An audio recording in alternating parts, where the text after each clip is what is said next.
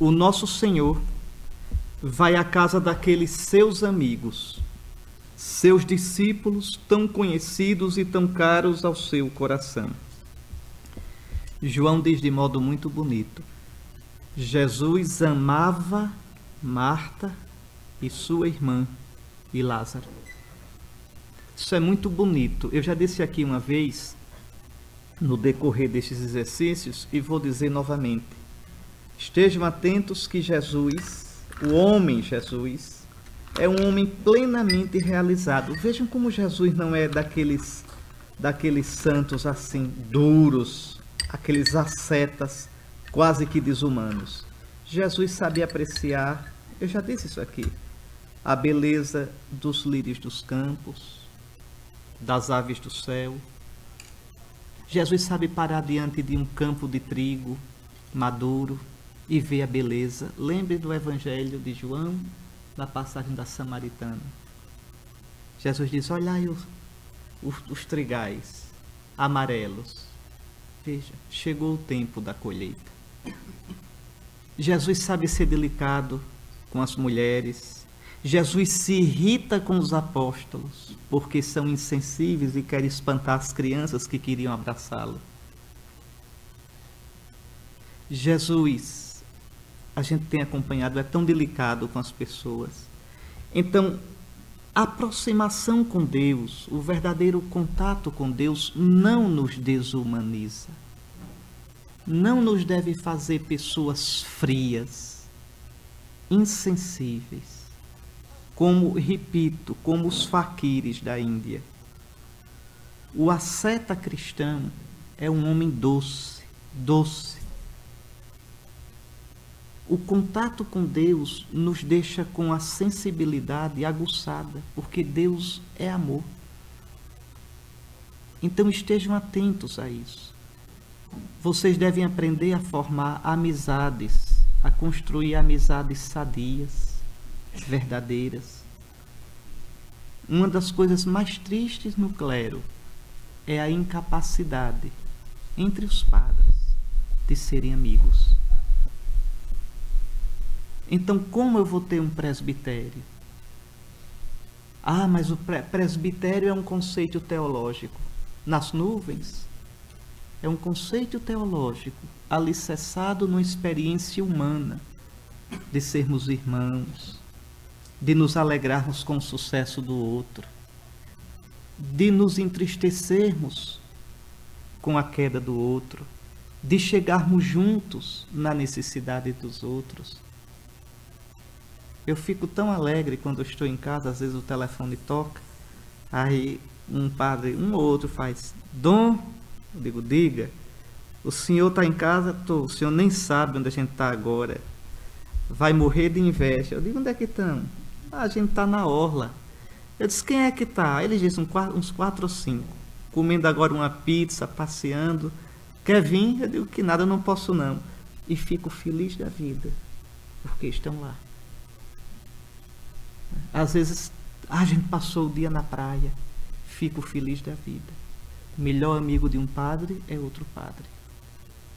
Se estão juntos, né? Até depois para fazer piada com o bispo, ótimo, faz parte. Entende? Faz parte, né?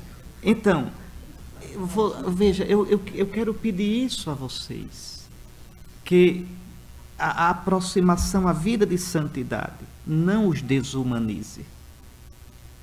Nosso Senhor Jesus Cristo assumiu tudo que é humano, tudo que é belo no humano. E vocês têm que começar a cultivar isto no seminário. Ontem ou foi antes de ontem, um santo padre, na leitura do refeitório, disse uma coisa aos seminaristas que é perfeita. É no seminário que vocês começam a sentir que a igreja, que o presbitério é a família de vocês. Claro, teologicamente, pelo batismo a gente entra na família de Deus, que é a igreja. Mas é no seminário.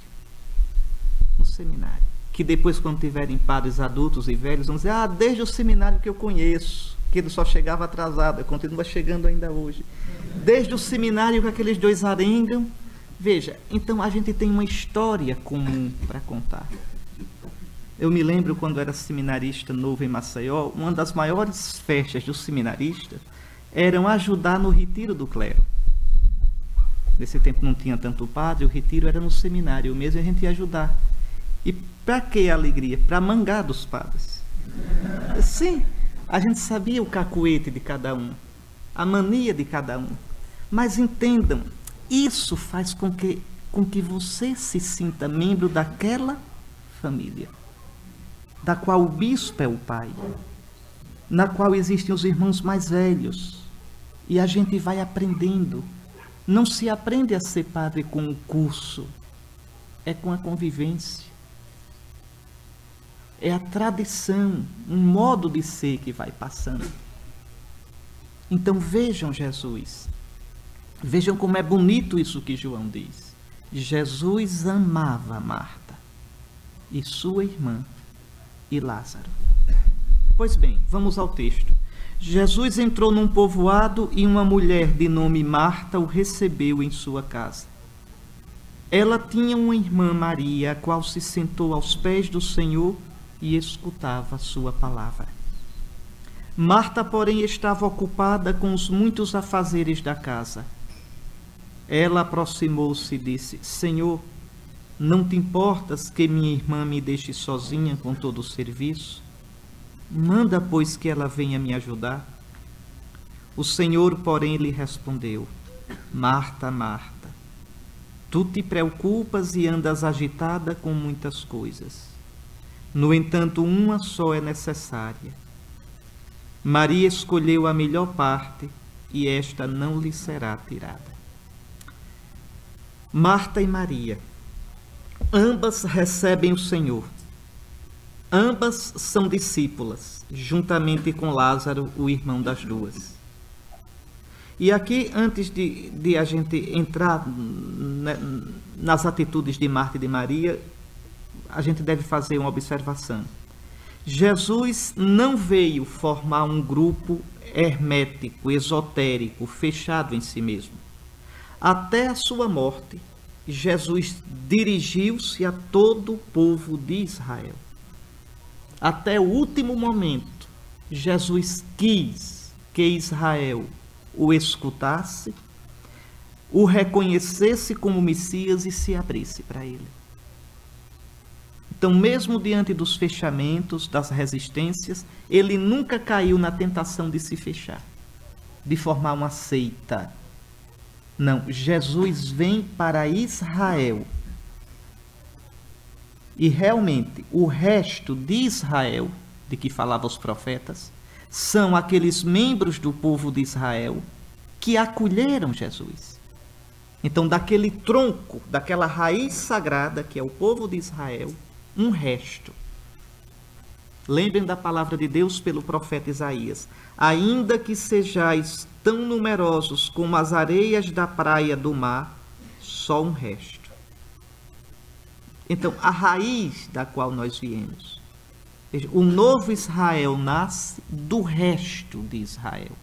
E o resto são aqueles judeus, israelitas, que acolheram Jesus como Messias. É desse broto, nascido do antigo Israel, que nasce a igreja. A igreja é este broto. Mas até o fim, Jesus dirige-se a todo Israel. A salvação que ele traz, como eu já expliquei, anunciando o reino do Pai, é para todos. Na verdade, é para toda a humanidade, mas como eu já expliquei também, começa pelo antigo povo de Deus. Veja, Jesus diz: quem tem ouvidos para ouvir, ouça. Então é para todos.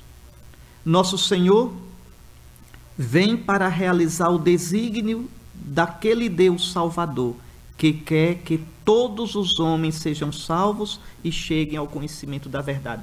É lindo, porque, como eu já expliquei, Jesus não permite que os apóstolos, quando vão pregar 2 a 2, dirijam-se aos samaritanos ou aos pagãos. E diante as ovelhas perdidas da casa de Israel. Vocês viram a resistência de Jesus a atender ao pedido da Ciro-Fenícia. Mas depois da ressurreição, o que é que diz o Senhor aos apóstolos? O que é que manda dizer pelas mulheres?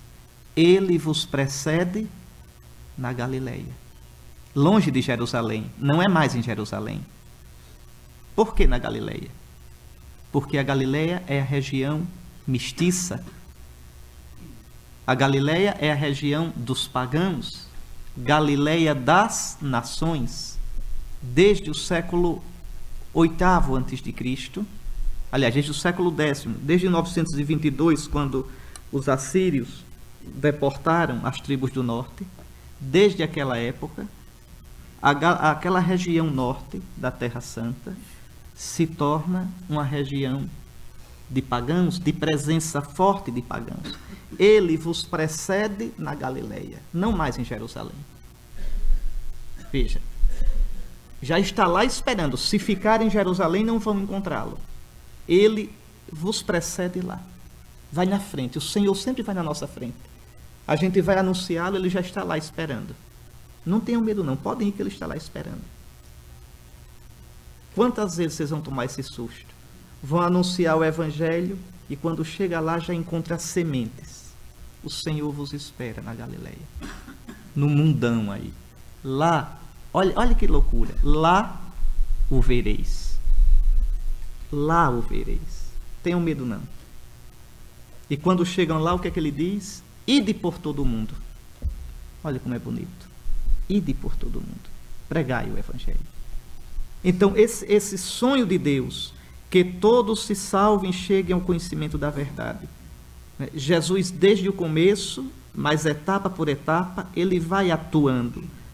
Então, durante o ministério público dele, além das multidões que seguiam Jesus, além dos simples admiradores, Jesus tinha basicamente 3 tipos de discípulos entre os judeus. 3 tipos. Não eram todos iguais. Primeiro tipo, aqueles que nele criam e o amavam, mas permaneciam em seus afazeres e suas atividades profissionais e familiares. É o caso de Lázaro e de suas irmãs. Vejam, não deixaram bem materiais, não deixaram a família. Esses hospedavam o Senhor e certamente ajudavam na manutenção do seu grupo. Quando Jesus chegava em determinada localidade, discípulos assim o acolhiam. Por exemplo, em Jerusalém, no cenáculo, aquele dono daquela sala lá era discípulo de Jesus. O mestre manda perguntar: onde está a sala na qual comerei a Páscoa com meus discípulos? Então, ele tinha os discípulos que não eram itinerantes, aqueles que não só o admiravam, atenção, eram discípulos, acreditavam que ele era o Messias, acreditavam. Existiam aqueles que às vezes, ou até frequentemente, o acompanhavam em suas andanças e auxiliavam nas necessidades de Jesus e dos 12, como o caso de um grupo de mulheres fiéis, inclusive Madalena. Esses acompanhavam Jesus, ajudavam nas necessidades, mas não acompanhavam sempre, frequentemente, às vezes. Em todo caso, não eram chamados pelo Senhor, como o terceiro grupo que vamos ver agora. Aí vem o terceiro grupo, não é? O núcleo duro mesmo. Os 12. Os 12. Por exemplo, aqueles 72 estão nesse segundo grupo. No segundo grupo. E tem os 12, aos quais o próprio Senhor nosso escolheu. Aí sim. Aí aqui é algo todo especial. Lembrem a narração do chamado. Jesus passou a noite em oração. Está lá em Marcos 3. Ao descer da montanha, chamou os que ele quis. Olhe nós aqui. Veja, é uma coisa bonita pensar isso. Nós somos fruto da oração do Senhor. Nós somos frutos da oração do Senhor. E depois o Senhor vai dizer a Pedro, e essa palavra pode tomar para você também: eu orei por ti, para que a tua fé não desfaleça. Eu orei por ti. Veja, repare bem, nós somos frutos da intimidade de Jesus com o Pai. Passou a noite em oração, passou a noite em diálogo com o Pai. E o ninho, o abraço, o lugar do diálogo entre o Pai e o Filho é o Espírito. Vínculo de amor. Veja onde nasce a nossa vocação. E eu orei por ti, para que a tua fé não desfaleça. E por que é que a fé de Pedro desfaleceu e ele negou Jesus? Por quê? Porque não confiou na oração de Jesus. Jesus: Pedro, eu orei por ti. Ele disse: não, eu não vou te negar, não. Eu te amo. Quase dizendo: eu não preciso da tua oração, não. Eu te amo, confie. E quebrou a cara. E vocês vão quebrar, e eu vou quebrar se a gente tiver essa atitude. A nossa segurança é a oração de Jesus por nós. Muitos de vocês dizem: será que eu vou ser fiel? Será que eu vou até o fim nesse negócio? Será que eu não vou atravessar o samba no caminho? Ao invés de ficar fazendo essas perguntas para as quais não existem respostas agora, confie na oração de Jesus. Eu orei por ti. Eu orei por ti, para que a tua fé não desfaleça. Veja, confie, abra-se para a minha oração por você. E a sua fé não vai desfalecer. Então, esse grupo dos 12, o próprio Senhor escolheu, para que, deixando tudo, esses têm que deixar tudo, ficassem com ele permanentemente, e para enviá-los a pregar e expulsar demônios como sinal da chegada do reino. Este terceiro grupo, estes 12, seriam o alicerce da igreja que nasceria com sua morte e ressurreição. Seriam seus líderes, seus pastores. Nesses 12 estaria o princípio de todo o ministério apostólico na igreja. Por exemplo, os exegetas, os teólogos perdem tempo, discutem, querendo descobrir como eram os ministérios na igreja primitiva. Como já era assim, episcopo, presbítero, diácono, tem tantas hipóteses para todos os gostos. É um assunto que não é assim tão importante. O importante é compreender isso. Veja, nos 12 nós temos a ministerialidade e a apostolicidade da igreja, como o Senhor quis, com a autoridade do Senhor. Pronto. Como a igreja se organizou, como as comunidades cristãs se organizaram logo no início, a gente não vai saber nunca com certeza. O que a gente vai saber com certeza é que aqueles ministérios tinham sua raiz na ministerialidade e apostolicidade dos 12. Dos 12. E que logo cedo, no final do século I,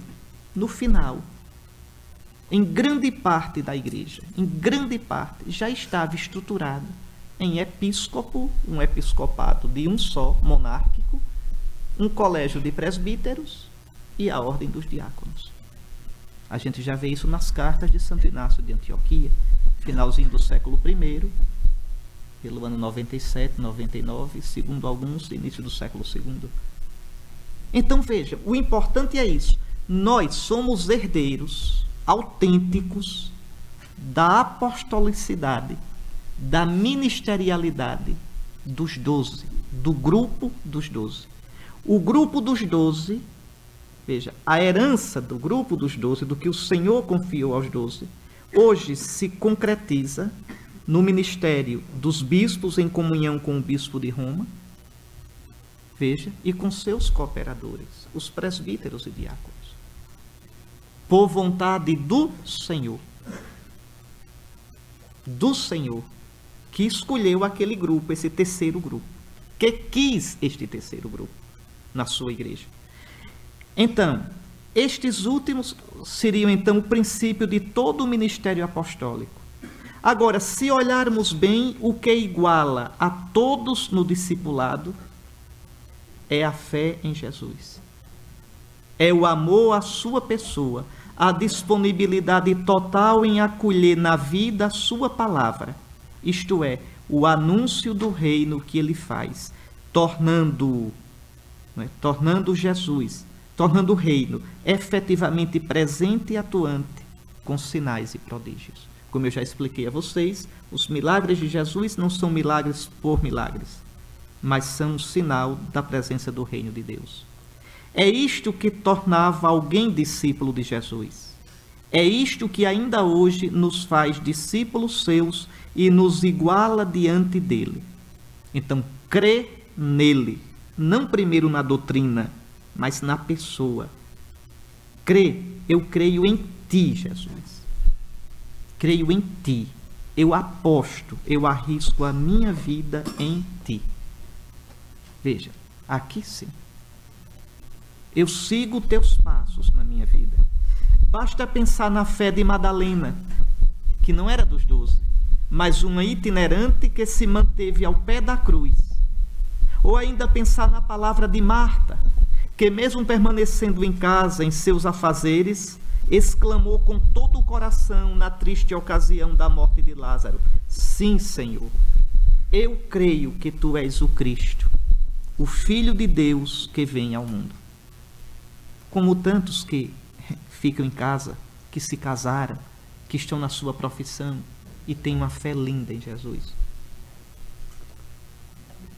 Nós não somos mais discípulos do que aqueles. Pode ser que eles sejam mais do que nós. Nós apenas estamos no grupo diferente. Mas o que nos iguala é essa fé e esse amor ao Senhor. Bom, Marta e Maria acolhem Jesus, amam-no, creem nele, têm consciência de que ele é o Messias de Israel e por ele se desdobram.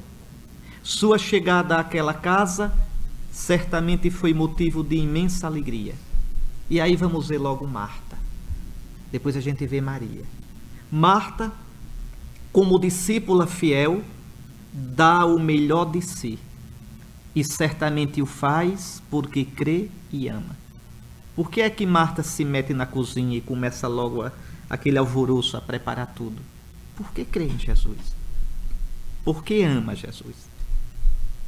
Um amor inoperante não é amor. Um amor que não se desvele por quem se ama não é sincero nem verdadeiro. Não pode sequer ser chamado amor. Um amor morno, pouco generoso. Um dia desse, eu escutava um jovem padre, dizendo assim: o bispo me mandou para essa paróquia, uma paróquia no fim do mundo, uma paróquia que não tem nem condição financeira. Aqui eu vou murchar. O bispo pensa que eu sou escravo. Meu Deus, um padre jovem não entendeu nada do que é ser padre. Veja, a mentalidade é do mundo. Quer dizer, veja, o padrezinho não pensou: Senhor, tu me chamaste. Senhor, tu me confiaste esse trabalho. Senhor, que alegria eu poder te trazer aqui. Veja, manda-me, Senhor. Manda-me onde precisam de ti. Senhor, que alegria, tu confiaste em mim. Tu me entregaste esta realidade difícil. Que nada. Veja, não vê o Senhor, vê o bispo. Não vê na perspectiva do reino, vê no cálculo humano. É tudo que esse homem idoso, Bento XVI, quer ensinar a gente a ver diferente. A ver na perspectiva de Cristo, a ver na perspectiva do reino de Deus. Como é difícil às vezes para a gente entender isso. Quanto cálculo humano na igreja. Se a paróquia é boa ou ruim. O que é uma paróquia boa? Paróquia boa é a paróquia que Nosso Senhor me der. Pelo amor de Deus, eu já disse a vocês, tirem do meio o bispo. Não é o bispo. Senhor, tu me mandaste. Senhor, tu me conduziste aqui. Sim, Senhor. Sim, Senhor. Isso sim, meus irmãos. Vejam São João Maria Vianney e tantos padres que fizeram tanto bem, que foram presença de Cristo. Mas como é que a gente pode ser padre buscando a gente? Buscando se arrumar.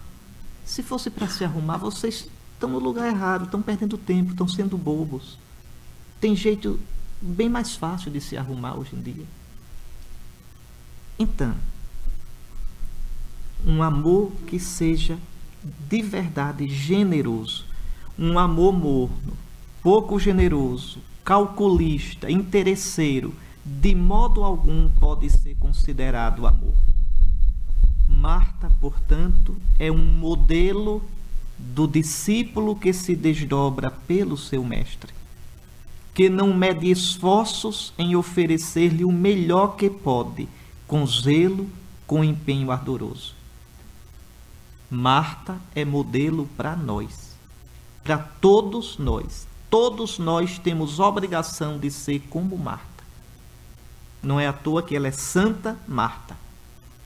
Não ser como Marta, zeloso com as coisas do Senhor, é merecer ouvir a tremenda reprimenda de Cristo. Servo mau e preguiçoso. É aquele sujeito que onde pisa, a grama morre. Porque fica ali, empacado. Não anda. Tudo é se arrastando, tudo é um peso, tudo é uma queixa, tudo é uma reclamação. Aqui então, para a gente meditar alguns pontos. Chamando-me ao sacerdócio, o Senhor chama-me a uma vida de amizade com Ele, a sair itinerante na vida e nas situações para permanecer, ficar com Ele, compartilhando em tudo e em todas as ocasiões a sua vida. Então vocês estão chamados a ser discípulos no terceiro grupo.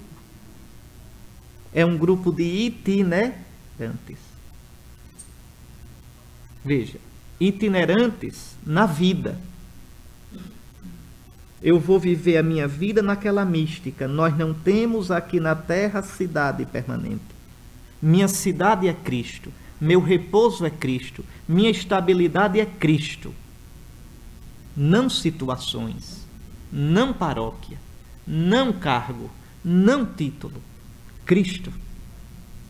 Eu sou do grupo dos itinerantes. Se eu quisesse, se fosse para eu me arrumar, eu iria para o primeiro grupo.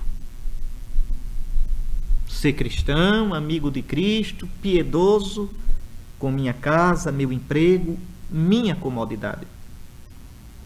Uma comodidade justa, lícita, para aquele estado de discípulo. Mas aqui não, no terceiro grupo não. No terceiro grupo chamou os que ele quis para que ficassem com ele, para enviá-los a pregar, para expulsar os demônios. Aos chamados o Senhor dirá: já não vos chamo servos, mas amigos. Amigos, né? Uma das frases mais bonitas que Nosso Senhor diz aos apóstolos, aos 12, está lá no capítulo 22 de São Lucas, é comovente. É comovente e eu espero que vocês escutem muitas vezes o Senhor dizendo isso a vocês, no coração. Quando Jesus, às vésperas de morrer, ele diz aos 12. É um elogio danado. Jesus às vezes dá cara nos 12, mas dessa vez ele diz: fostes vós que permanecestes comigo em todas as minhas tribulações.